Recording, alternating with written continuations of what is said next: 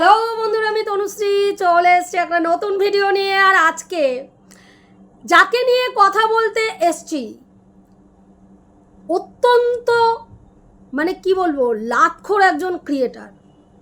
যে ক্রিয়েটারের ওয়াইটিতে খিস্তিবাজ শুধু কথাটুকু বললেই যথেষ্ট, তাকে আর আলাদা করে তার কোনো ইন্ট্রো দেওয়ার কোনো প্রয়োজন হয় না। আশা করি প্রত্যেকটা মানুষ যারা যারা আমার এই ভিডিওটা দেখছেন তারা বুঝতে পেরেছেন আমি কাকে নিয়ে কথা বলছি। একদমই বিশ্বাস করুন, ভেবেছিলাম এই লাতখোরটাকে নিয়ে একটা শব্দ ব্যয় করব না, কারণ ওর লেভেলে নেমে আমার পক্ষে ভিডিও করা সম্ভব না। আমি কোনোদিনও না তো ওই ভাষায় কথা বলি, ক্যামেরার সামনেও বলি না, ক্যামেরার পিছনেও বলি না। অনেকের আমার চিৎকার নিয়ে চিৎকার করে, যারা ভাবেন যে তনুশ্রী চিৎকার করে তাদের জ্ঞাতার্থে বলি চিৎকার করি না, এটাই আমার নর্মাল ভয়েস। কি বললাম?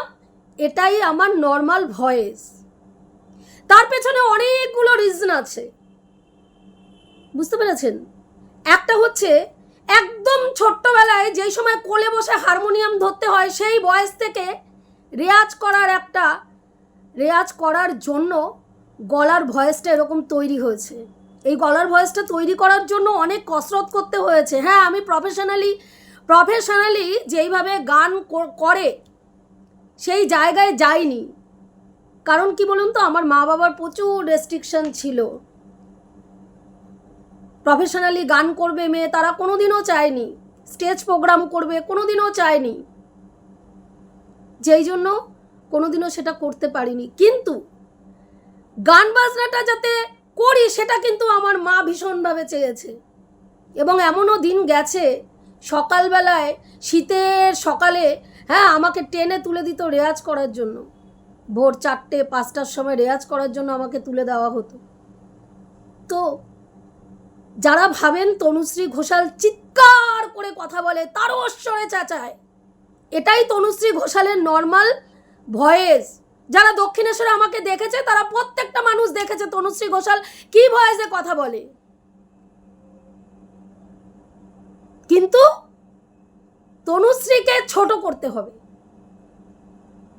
কিছু অপ্রিয় সত্যি কথা, কোনো বদ মেয়ে ছেলেকে আয়নাটা ধরিয়ে দেখানো হয়েছে সে একটা নাম্বার 1 বদা বেটি। তাই জন্য কি করতে হবে, তনুশ্রী ঘোষালের মুখটাকে একেবারে জিপ যাতে লক হয়ে যায় সেই চেষ্টা করতে হবে। তার জন্য 3-4টে ক্রিয়েটার নেমে পড়লো মাঠে। আচ্ছা বলুন তো, যারা যারা আমার ভিডিওটা দেখেছেন ফার্স্ট দিন, রুনাদিকে বলার পরে আমি যেই ভিডিওটা করেছিলাম সেখানে কোথায় নোংরা শব্দ ইউজ করা হয়েছে, কোথায় নোংরামি করা হয়েছে, বা কোথাও ভিডিও বহির্ভূত কোনো কথা বলা হয়েছে, আমাকে একটা জায়গায় আপনার একটু ক্লিপিংস তুলে বলবেন তো যে এই জায়গাটা তুমি ভিডিও বহির্ভূত কথা বলেছো। অত্যন্ত একেবারে যুক্তিযুক্ত কথা আমি একটা বলেছিলাম যে একটা 2 বাচ্চার মা, যার বাড়িতে 2টো বাচ্চা থাকে, তার মধ্যে একটা বাচ্চা টিনেজার এজে রয়েছে, তার মা কি করে একটা পর পুরুষের সঙ্গে যখন তখন ফোনে গল্প করে। এটা কি ছিল? এটা ছিল তনুশ্রীর গর্হিত অপরাধ, একেবারে ছিছি থুতু করার মতন অপরাধ। আজকে আপনারা যারা যারা ছিছি থুতু করেছেন তারা ভাববেন বিষয়টা সত্যিই ছিছি থুতু করার মতন বিষয় ছিল না এটা যুক্তিযুক্ত একটা প্রশ্ন ছিল। আমার বাড়িতে যদি আজকে একটা টিনেজার এজের ছেলে থাকে, সেখানে আমি পরপুরুষের সঙ্গে ঘন্টার পর ঘন্টা গল্প করতে পারি না। ও বলে ওর সন্তানের সঙ্গে বন্ধুর মতন মেশে। তাহলে ও সন্তান জিজ্ঞাসা করেনি কার সাথে তুমি এতক্ষণ কথা বলছো, যেখানে বাবা আমার বাইরে থাকে?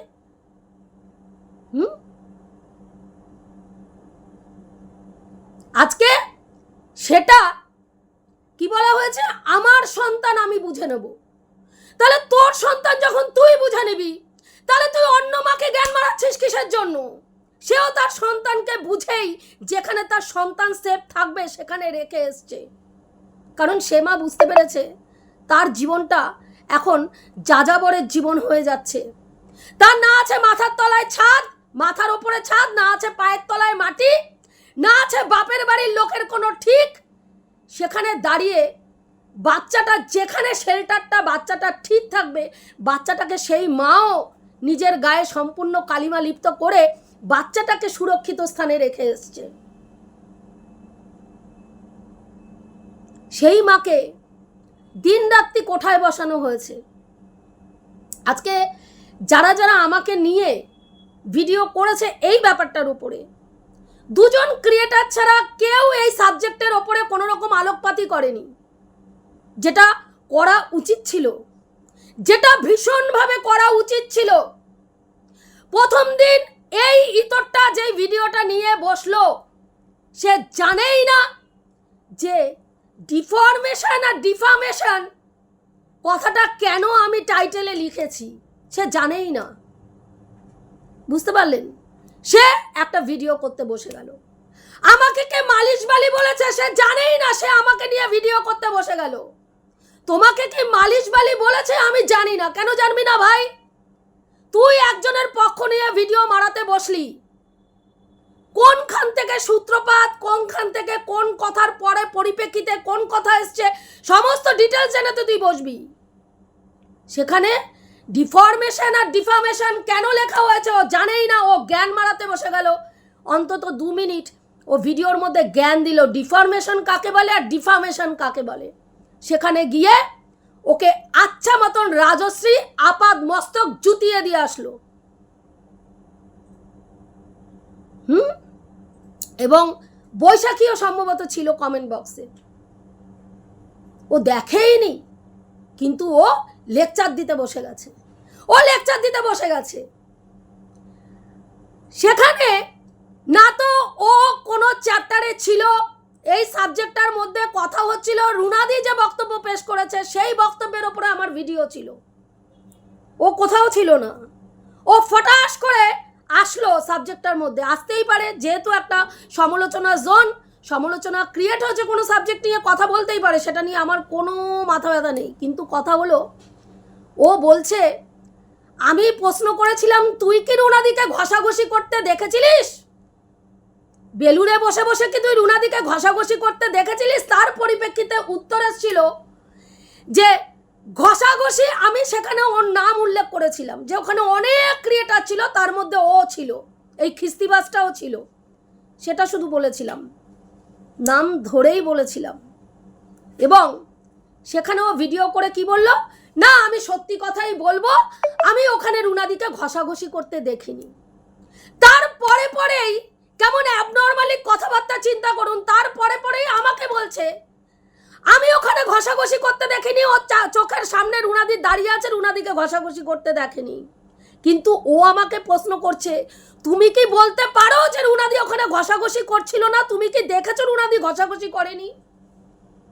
এতগুলো ক্যামেরা চলছে সেই জায়গায়, সঞ্জয় দার মোবাইল থেকে লাইভ হচ্ছে, ওর নাম কি বলে, আমার মোবাইল থেকে লাইভ হচ্ছে, মৌয়ের মোবাইল থেকে লাইভ হচ্ছে, মুনের মোবাইল থেকে লাইভ হচ্ছে, হ্যাঁ, তারপরে ওর নাম কি বলে ওইদিকে দীপ্তিদের মোবাইল থেকে লাইভ হচ্ছে, আরও অনেকগুলো ক্রিয়েটার অপুদির মোবাইল থেকেও হয়তো লাইভ হচ্ছিল। যারা যারা ওখানে ছিল প্রত্যেকেই তাদের চ্যানেল থেকে লাইভ করছিল, নবদার চ্যানেল থেকে লাইভ হচ্ছিল।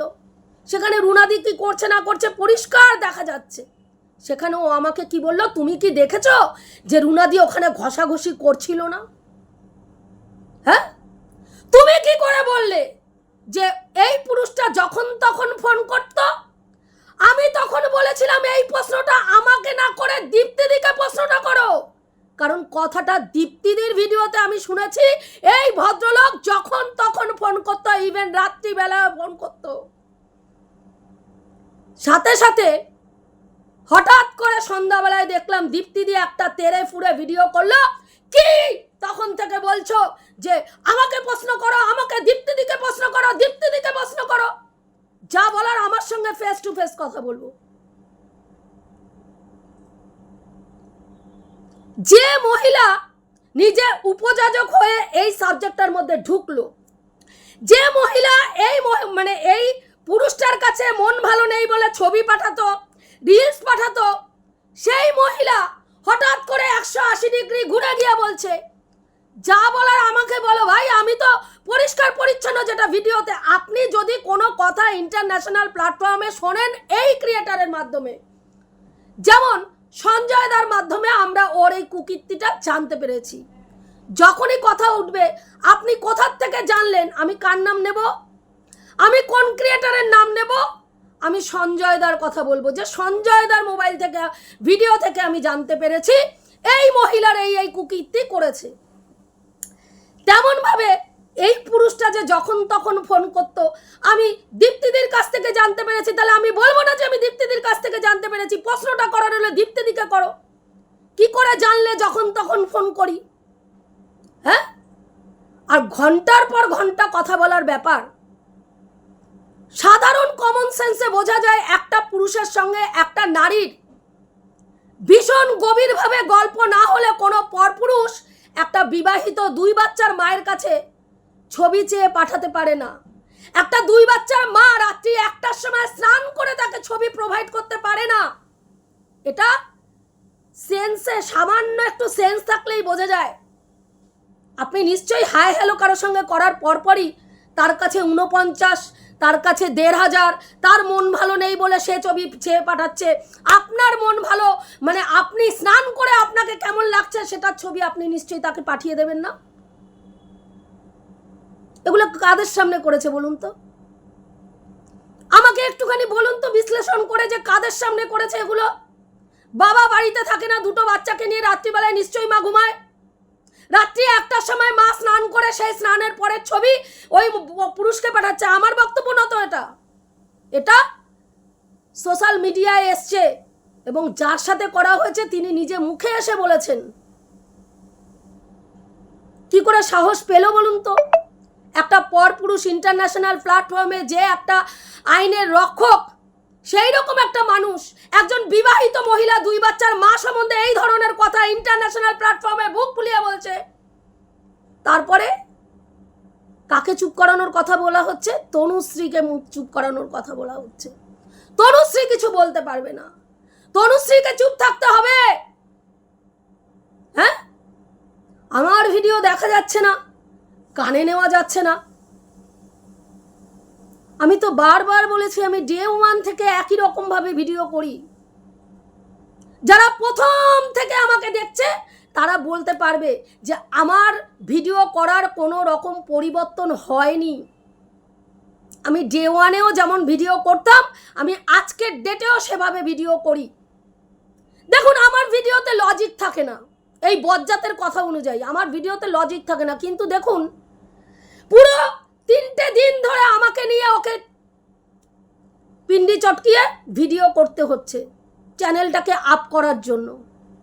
আমি নর্মালি ফ্রেন্ড রিকোয়েস্ট হয়তো পাঠিয়েছিলাম, ফ্রেন্ড রিকোয়েস্টের অ্যাড ফ্রেন্ডে আসে, অনেক সময় ওয়াইটির বহু ক্রিয়েটারের অ্যাড ফ্রেন্ডে আসে। কি দুর্মতি হয়েছিল, এখন আমি পাঠিয়েছিলাম না ও পাঠিয়েছিল তাও আমি বলতে পারবো না, কারণ আমি এত দেখি না সূক্ষ্মভাবে। হয়তো ফ্রেন্ড রিকোয়েস্ট পাঠিয়েছি, কিন্তু জিজ্ঞাসা করবেন তো ওকে ফ্রেন্ড রিকোয়েস্ট পাঠানোর পরে হাই হ্যালো বা কোনো রকম তার সঙ্গে কোনো কথোপকথন, কোনো মেসেজ করা বা কল করা এগুলো করেছিলাম কিনা? কারণ সত্যি বলছি, কারো সঙ্গে ঘন্টার পর ঘন্টা গল্প করার মতন সময় আমি পাই না। কালকে দেখেছেন ভিডিও দিতে পারিনি। সকালবেলায় 9:30টার সময় বেরিয়েছি, বনগাঁয় গেছিলাম কালকে কাজ করতে, বাড়ি ফিরেছি প্রায় নাই করে 6:30টারও পরে। সকালে একটু ছাতু খেয়ে বেরিয়েছি, রাস্তায় একটা প্যারা কিনে খাওয়া। মোটামুটি 12টা থেকে বিকেল 4:30 পর্যন্ত আমি হেঁটেছি। ভাবতে পারেন একটা মানুষের কতটা পরিশ্রম হতে পারে। 12টা থেকে বিকাল 4:30 পর্যন্ত একটা এলাকা পুরো কভার করতে গেলে তাকে কতটা পরিমাণ হাঁটতে হয়। হ্যাঁ, তারপরে এসে মোটামুটি অনেকক্ষণ টোটোর লাইনে দাঁড়ানো, প্রায় নাই করে 15 থেকে 20 মিনিট। বাড়িতে ঢুকতে ঢুকতে অনেকটা সময় হয়েছে। তারপরে এসে আর বিশ্বাস করুন আর ভিডিও করার মতন এনার্জি ছিল না কালকে। যার জন্য ভিডিও করতে পারিনি। সকালবেলায় মুনের ভিডিওটা দেখেছি, আর ট্রেনে মোটামুটি বারাসাতের আগে পর্যন্ত নেট থাকে না। কেন থাকে না আমি জানি না, আমার মোবাইলে আমি নেট পাই না। বারাসাতের পর থেকে নেট পাওয়া যায়, তার আগে পর্যন্ত নেট পাওয়া যায় না। তো ভিডিও দেখতে পারিনি। বারাসাতের পর থেকে এসে মানে যেইটুকু আস্তে আস্তে যেইটুকু ভিডিও দেখা যায়, তারপরে মোবাইলে চার্জও ছিল না। তো যাই হোক, এরকম ব্যাপার। তো সেখানে যেই মানুষটা কোনো ছিলই না, চ্যাপ্টারের মধ্যেই ছিল না, হঠাৎ করে সে, আমি এই কথাটা বলেছিলাম যে আজকে যারা দুই বাচ্চার সামনে একটা মায়ের এই অসভ্যতামি বেলেল্লাপানাকে মেনে নিচ্ছে এবং প্রলেপ লাগাচ্ছে, তাহলে বলতে হবে তাদেরও চারিত্রিক গঠনের কোনো চারিত্রিক গঠন নিয়ে আমার প্রশ্ন আছে। সেখানে ও বলল একটা ভিডিও করে, যদি তুমি এই কথাটা আমাকে বলে থাকো, ভাই তুই তো পাটেই নেই, তোকে নিয়ে তো আমি কোনো কথাই বলিনি, তোকে নিয়ে কোনো ভিডিওই করিনি। আমার রুনাদির সাবজেক্ট নিয়ে আমার ওর সঙ্গে কথা হচ্ছে, সেখানে তুই আসলি পড়ে, তারপরে তোর বক্তব্য কি? যদি আমাকে এই কথাটা বলে থাকো, তাহলে তোমাকে চোখ উপড়ে মুখ টেনে ছিঁড়ে ওখানে গেড়ে রেখে আসবো। কি বলবেন আপনি তারপরে? কি বলবেন আপনি তারপরে? আমাকে একটু কাইন্ডলি যারা যারা ভিডিওটা দেখছেন আমাকে কমেন্ট করবেন। তারপরে যেই ভিডিওটা আমি করেছি, আমি বলবো যথেষ্ট ভদ্র ভাষায় ভিডিও করেছি। ওর মতন বজ্জাত মেয়ে ছেলেকে আরও নোংরা লেভেলে গিয়ে বলা উচিত ছিল, যেটা আমার পক্ষে বলা সম্ভব না, কারণ আমি ওই ধরনের ভাষা জীবনে কোনোদিনও ইউজ করিনি। কালকে বহু ভিউয়ার্স আমি দেখলাম মুনের কমেন্ট বক্সে লিখেছে যে তনুদির ভিডিওতে আজ পর্যন্ত আমরা নোংরা কোনো স্ল্যাং পাইনি, ক্যাতাক্যাত লাথি দেব, হ্যাঁ, তারপরে ওর নাম কি বলে, ইতর ছোট লোক বজ্জাত, এই ধরনের কথা ছাড়া তনুশ্রীদির ভিডিওতে কোনোদিনও আমরা সেই ধরনের স্ল্যাং পাইনি। বিশ্বাস করুন, ভালো লেগেছে যে কিছু মানুষের অন্তত সত্যি বলার ক্ষমতাটা রয়েছে, যারা সত্যিকে সত্যি, মিথ্যেকে মিথ্যে বলতে পারে। এবার সেখানে আমি একটা ফ্রেন্ড রিকোয়েস্ট পাঠিয়েছি, না তাকে কোনো রকম মেসেজ, না তাকে কিছু। আমি আগেই বলেছি, ফেসবুকে পোক অপশন আসে, আপনার ফ্রেন্ডে যারা যারা রয়েছে আপনার, তাদেরকে পোক করলে কি হয়, তারা যদি কোনো রকম ভিডিও হোক, কোনো মেসেজ হোক, কোনো কিছু পোস্ট করে, আপনার চোখের সামনে আসবে, তাকে সার্চ করে আপনাকে দেখতে হবে না। আর আপনি ওয়াইটিতে যদি কাউকে, মানে ফেসবুকে যদি কোনো ক্রিয়েটারের ভিডিও সার্চ করে দেখেন, তাহলে সেটা আপনার চ্যানেলের জন্য রিচ ডাউন হয়। সেক্ষেত্রে আমার ফ্রেন্ড লিস্টে যারা থাকবে, আমি তো চাইবই তাদেরকে পোক করতে। তো ও ফ্রেন্ড লিস্টে ছিল, ও ফ্রেন্ড রিকোয়েস্টে অ্যাকসেপ্ট করেছে, যেহেতু ছিল সেখানে পোক করেছি, এবং পোক করার সাথে সাথেই ও আমাকে মেসেজ করেছে। তারপরে যেইটুকু কথাবার্তা, সেখানে দেখুন ওর হাজবেন্ড কি করে আমি বলতে পারবো না। কেন বলুন তো? কারণ আমি সেইভাবে ওকে প্রশ্নই করিনি, কারণ আমার এত ইন্টারেস্টই নেই জানার। সেখানে ও আমাকে প্রশ্ন করেছে, তোমার ছেলে কি করে, তোমার ছেলে কোন স্কুলে পড়ে, হ্যাঁ, কোন ক্লাসে পড়ে, তোমার হাজবেন্ড কি করে, সম্ভবত সেটাও হয়তো জিজ্ঞেস করেছিল। আমি ক্যাজুয়ালভাবে উত্তর দিয়েছি, কিন্তু বিশ্বাস করুন আমি কখনো ভাবিনি যে আজকে এই নোংরামিটাকে, হ্যাঁ, মানে একটা নোংরা মেয়ে ছেলেকে ঢাকার জন্য টেনে হিচড়ে আমার বাচ্চাকে আজকে নর্দমায় নামানোর একটা চেষ্টা করবে কে না, যে মহিলার নিজের কোল শূন্য। অবাক লেগেছে আমার, জানেন, বিশ্বাস করুন মনের কোণে একটা প্রশ্ন বারবার এসছে, বিশ্বাস করুন, যে তার জন্যই কি, এই ধরনের আচরণের জন্যই কি এর কোল শূন্য?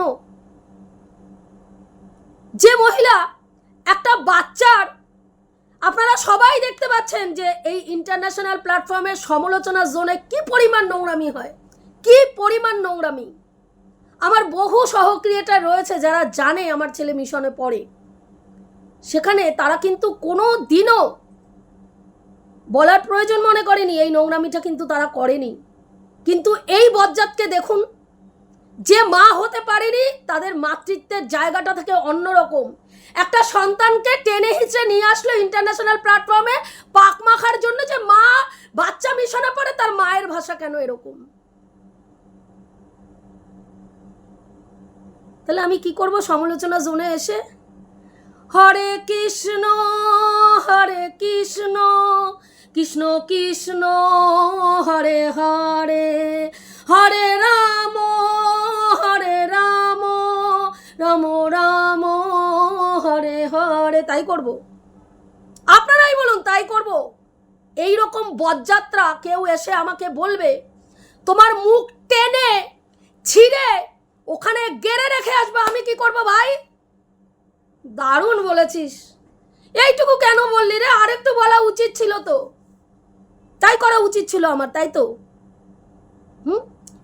যে মহিলার সঙ্গে আমি কোনো সাথে নেই, পাছে নেই, যাকে নিয়ে ভিডিওতে কোনো কথা হয়নি, সে হঠাৎ করে টপকে রীতিমতন থ্রেট, রীতিমতন হুমকি চুমকি আমাকে দিচ্ছে। তারপরে কি বলা হচ্ছে? আমি যথেষ্ট ভদ্রভাবে, নাকি ও আমাকে নিয়ে ভিডিওটা করেছিল যথেষ্ট ভদ্রভাবে। আপনারা গিয়ে কাইন্ডলি একটুখানি দেখবেন ভিডিওটা। তুমি শাসনের নামে শোষণ করছো। আমি কি বলেছিলাম? আমার ভাই বোন যদি হতো, আগে জুতোতে জুতোতে আমি বলতাম এই ধরনের নোংরামি কি করে করিস। আমি এখনো বলছি, আমার ভাই বোনরা আমাকে যথেষ্ট ভালোবাসে, শুধু ভালোবাসে না, ভয়ও পায় তারা। কেন জানে? দিদি এই ধরনের নোংরামি প্রশ্রয় দেয় না, এই ধরনের নোংরামি পছন্দ করে না। তো আর যদি আমি নাই পারতাম, তাদেরকে শাসন করতে নাই পারতাম, আমি তাদের সঙ্গে চিরদিনের মতন সম্পর্ক ছিন্ন করে দিতাম এই ধরনের নোংরামি করার জন্য। কি করা হলো? ফেসবুক থেকে কিছু রিলস তুলে নিয়ে আসা হলো। হাস্যকর লেগেছে আমার, বিশ্বাস করুন, একদম জাস্ট হাস্যকর লেগেছে। ফেসবুকে যারা যারা আমার ফ্রেন্ডে রয়েছে, ইউটিউবের বহু ভিউয়ার্স আমার ফেসবুকে রয়েছে, তারা আমার ভিডিও দেখে, তারা আমার লাইক করে। শুধু ভিউয়ার্স নয়, ক্রিয়েটাররাও রয়েছে যারা আমার ভিডিওগুলো দেখে। প্রতিদিন ফেসবুকে আমি একটা করে রিলস ছাড়ার চেষ্টা করি। আমাকে যেরকমভাবে দেখেন ইউটিউবে, যেই সাজে দেখেন, সেম সেই সাজেই দেখবেন আমি ফেসবুকে রিলসগুলো ছাড়ি। কারণ আমি একবারে রেডি হই, আমি ইউটিউবের ভিডিও করি, তারপরে ফেসবুকের একটা রিলস করি, ফেসবুকের রিলসটা ছাড়ি, ইউটিউবের ভিডিও ছাড়ি, তারপরে আমি বাড়ির থেকে বেরোই। কারণ এটা আমার প্রফেশনের জায়গা। আমি যদি একদিন যেরকম ফেসবুকে ভিডিও, ইউটিউবে ভিডিও না দিলে রিচ ডাউন হয়, তেমনিভাবে ফেসবুকেও যদি আমি ভিডিও না দিই, আমার কি হবে?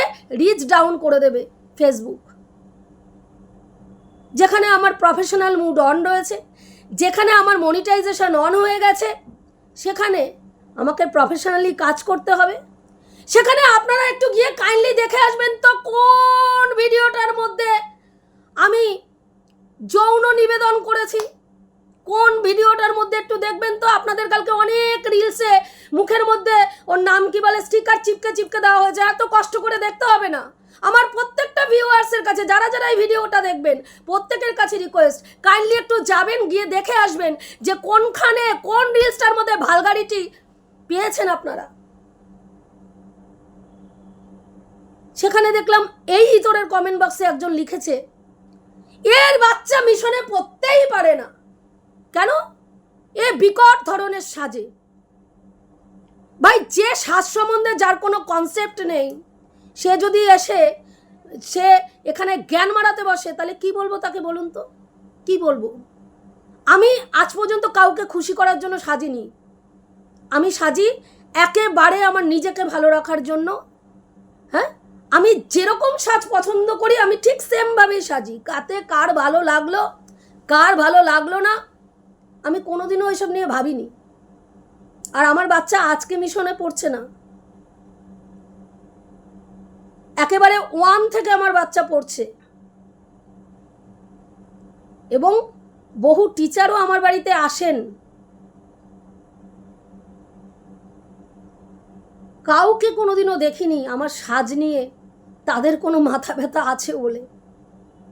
মিশনে যারা পড়াশুনো করে তাদের পড়াশোনাটা নিয়ে মহারাজদের মাথা ব্যথা থাকে, তাদের রেজাল্টটা নিয়ে তাদের স্যারদের মাথা ব্যথা থাকে। বুঝতে পেরেছেন?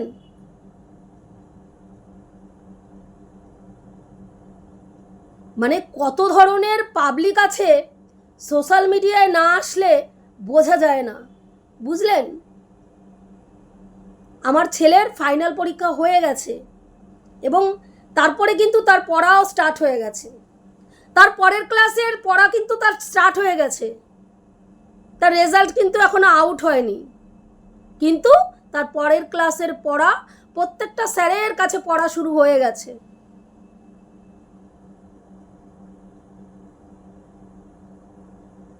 কতটা কনফিডেন্স থাকলে একটা মিশনের বাচ্চা পরের ক্লাসের পড়া স্টার্ট করতে পারে, এটা যারা মিশনে পড়ে তারা জানে। বুঝতে পেরেছেন? তো যাই হোক, এটুকুই বলার ছিল। এর থেকে এই ইতরটাকে নিয়ে এর থেকে বলার আমার কিছু নেই। মানে আমার মানে অশেষ বিশ্বাস করুন, আমি শুধু ঈশ্বরকে থ্যাংক ইউ জানিয়েছি যে ঈশ্বর এই মহিলার সঙ্গে আমাকে আরও কথোপকথন করায়নি। কারণ আমি ভীষণ, আমাকে মানে মেসেঞ্জারে যারা যারা অনেক ভিউয়ার্সও আছে যারা আমার সঙ্গে মেসেঞ্জারে কথা বলেছে, আমি তাদের সঙ্গে তারা যেমনভাবে প্রশ্ন জিজ্ঞেস করেছে আমি উত্তর দিয়েছি। আমি কখনো ভাবিনি, বিশ্বাস করুন আমি কখনো ভাবিনি এরকম এতটা নোংরামি এই লেভেলে গিয়ে একজন মহিলা করতে পারে যার নিজের কোল শূন্য।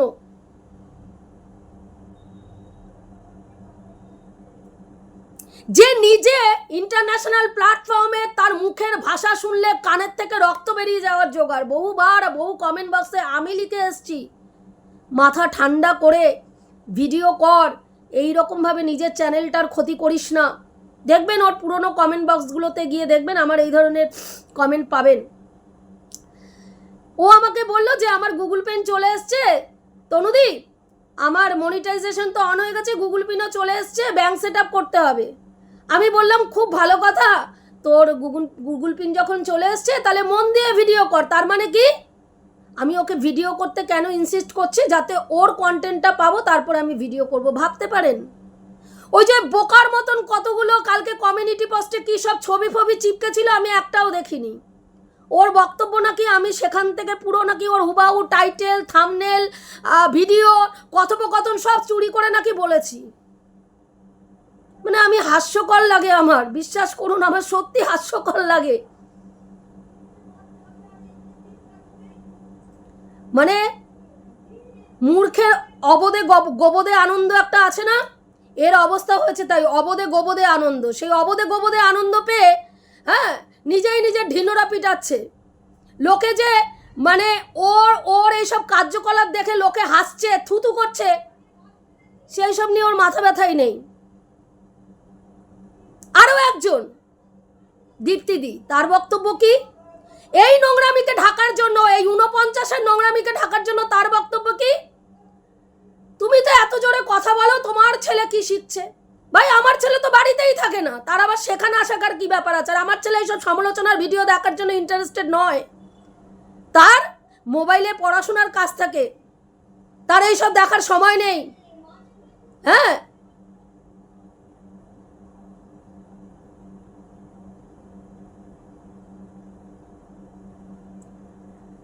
কোথায় বলবে যে আমি জোরে কথা বলি, এটা কি কারো অপরাধ? কারো গলার ভয়েস যদি জোরে হয় সেটা তার অপরাধ? একটু বলুন তো, একটু বলবেন। কোনো মানুষ যদি সাজতে পছন্দ করে সেটা তার অপরাধ? কোনো মানুষ যদি জোরে তার কারো গলার ভয়েস জোরে হয় সেটা তার অপরাধ? কোনো মানুষ সাজতে ভালোবাসে সেটা তার অপরাধ? হ্যাঁ, তার সঙ্গে একটা চরিত্রহীন মহিলা, যে মহিলা পরপুরুষের সঙ্গে লুল্লুরি বাজি মেরে বেড়াচ্ছে দুটো বাচ্চাকে সামনে রেখে, হ্যাঁ, রাত্রি 1টার সময় যখন পরপুরুষের মনোরঞ্জন করার জন্য স্নান করে ছবি পাঠাচ্ছে, তখন তার বাচ্চারা কোথায় থাকে বলুন তো আমাকে একটুখানি বলবেন, একটুখানি। যেটা নিয়ে আমি দেখলাম দুজন ক্রিয়েটার প্রতিবাদ করেছে, এক সৌমিদি আরেকজন দিদিভাই যার ভিডিও আমি 2 দিন ধরে দেখছি, হ্যাঁ, মোমো ক্রিয়েটার বা রোস্টার এরকম টাইপের কিছু একটা মানে রয়েছে দিদিভাইয়ের নাম, তাকে দেখলাম যে এই ব্যাপারটা নিয়ে তারা আমার সঙ্গে সহমত পোষণ করেছেন। সেখানে কি করলেন, পুরো দমে একটা নোংরা মেয়ে ছেলেকে, একটা নিকৃষ্ট নরকের কীট, যার স্বামী কারি কারি টাকা তাকে দিয়ে যাওয়া সত্ত্বেও সে নোংরামি করে বেড়াচ্ছে, সেই মহিলাকে ঢাকার জন্য আমাকে রাস্তায় টেনে হিচড়ে ধান্দাওয়ালি থেকে শুরু করে যাবতীয় নোংরা থেকে নোংরা কথাবার্তা বলে ভিডিও করা হচ্ছে। সেখানে গিয়ে কিছু মহিলা হাততালি দিচ্ছে, আমি জাস্ট দেখেছি আর হেসেছি। বিশ্বাস করুন, এটুকু ছাড়া কিছুই বলার নেই। রাখছি, দেখা হবে নেক্সট ভিডিওতে। প্রত্যেকে ভালো থেকো, তনুশ্রীদির পাশে থেকো। আর একটা কথা বলবো, এই বজ্জাতকে নিয়ে সত্যি বিশ্বাস করুন, আমার মতিভ্রম হয়েছিল, এই ধরনের নোংরা মহিলার সঙ্গে কথা বলেছিলাম, যেটা সময় থাকতে ঈশ্বর আমাকে সরিয়ে নিয়ে এসছে। বুঝতে পেরেছেন?